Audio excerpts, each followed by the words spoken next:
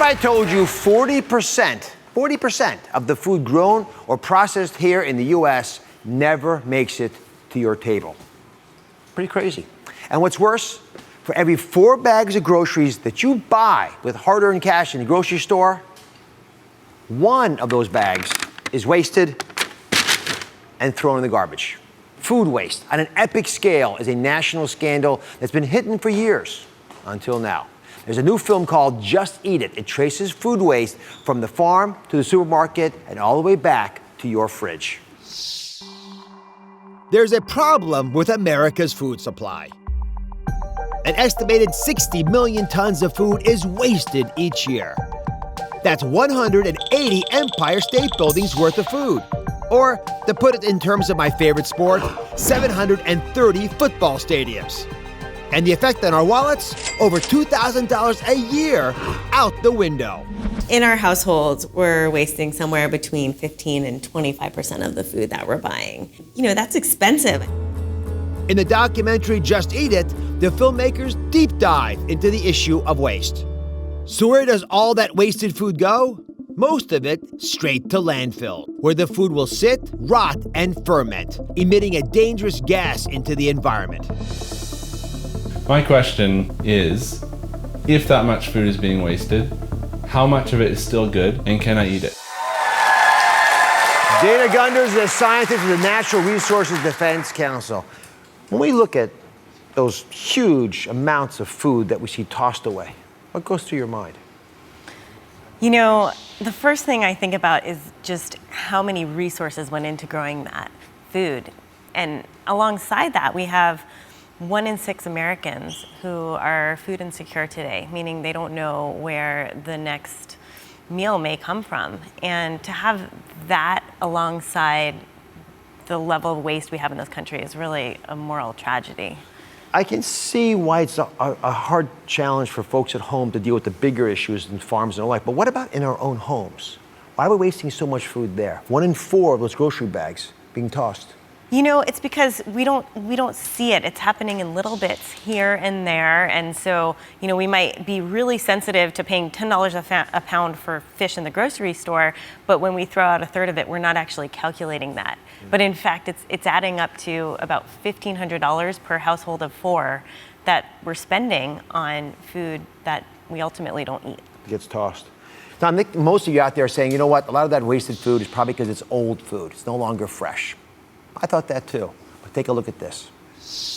A lot of it's about appearance. This is edible, but it's not edible to the supermarkets. The amount of fruit that's left either in the field or as discarded after it gets in the packing house, I've seen it as high as 70%.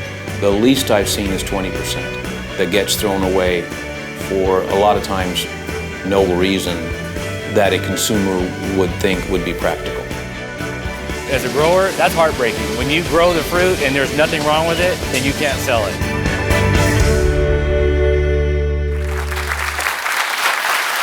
Here's what's surprising about what you just saw. What ended up in that landfill was actually good for another 2 weeks. The sell-by date had not passed. But they were so close, they figured by the time it shipped out there and got put on the shelf, there's not enough time to sell it, so they said, just throw it away. So how many of you would have made a salad out of what you just saw in the dumpster? Nice salad, wouldn't it have been? Yeah, it would have made a nice salad. Is this surprising to you, this whole story about food waste? It's very surprising. I thought that some of those foods go out to the grocers. I didn't think that it goes to the garbage. Yeah. Who else is shocked by that? Let me get you down here. Go ahead. Almost makes you angry. Yeah, it does, especially when you consider people, they're starving. There are a lot of food banks out there. You could have gone to the food bank to feed the homeless or the needy.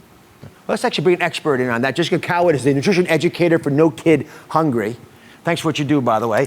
When you see a dumpster full of produce that actually literally is still ready to be eaten, what do you feel? Yeah, this is shocking, and it does make me angry because, like Dana had mentioned, we have hungry people in this country. 1 out of 5 children is struggling with hunger in America. So if we were to take, for example, that 1 out of 4 garbage bags that we are currently towing away, how much of a difference would it make for a family that didn't have enough food? So No Kid Hungry is working with food banks across the country and with low-income participants to teach them how to shop and cook for healthy food. That garbage, that grocery bag that you threw away, that could be a whole week's worth of groceries for one family that's struggling with hunger on a tight budget. A week? worth of food. All right, so the question then becomes, how do we begin to stop the waste? Dana, I would love to have action steps people can start acting on right now. Absolutely. There are so many things we can do right today. For one, we can start with our freezers. We vastly underutilize our freezers, but almost anything can be frozen.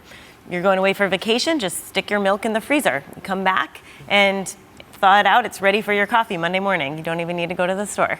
And food can often be in days, weeks, even months afterwards. And lastly, I'd say just getting creative in the kitchen and really shopping your fridge, using those leftover ingredients and making something new. The other day I had some pasta sauce left over and some salsa, and I put it all in a blender with some tomatoes and cucumbers, and I made gazpacho out of it. It was Why great. not? Absolutely. We should all do that. We should pick one day at least to do that. So Dana's new book is called Waste-Free Kitchen Handbook. Listen, now that I've thought about it, I don't like throwing away food anyway, but I'm not going to throw this bag away. I'm going to save this bag symbolically. We're all going to do this. Our opportunity is to put these bags back in homes around America, save some money for each of us, and make sure that folks who don't have enough food can use them. Up next, if your food has a slight imperfection, would you eat it? We decided to do a little social experiment to find out. That's next.